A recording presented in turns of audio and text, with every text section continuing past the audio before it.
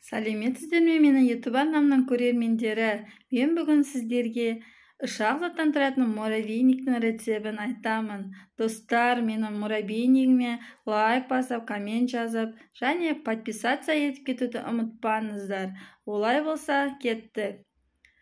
Бізге ең керегі 300 грамм ұн, бір жұмыртқа және бөлме температурасындағы сары май керек. Осы үшеуін бірден қосып, жұп-жұмсақ қамыр илейміз. Мінекей достар, осындай жұп-жұмсақ қамыр шығады.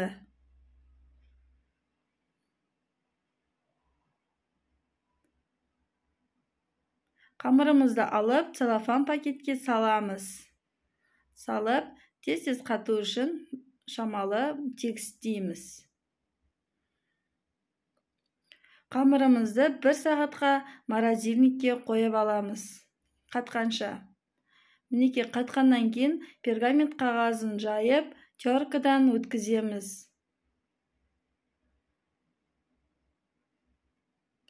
Барлығын біркелкі қылып, барлық жеріне өткізіп жаямыз. Достарым, мінекей осылай болғаннан кейін 180 градусқа жарты сағатқа духовкамызге пісіріп аламыз. Осылай қызартып пісіреміз. Пісіріп болғаннан кейін ыдысымызға салып, үстіне жарты банка варенканы құямыз. Варенкамызбен араластырып болғаннан кейін стаканымызға салып, формасын шығарамыз.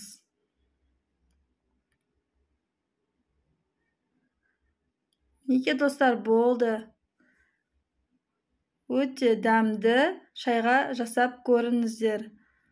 Достар, лайк басуды ұмытпаңыздар. Көргендеріңізге рахмет. Сау болыңыздар.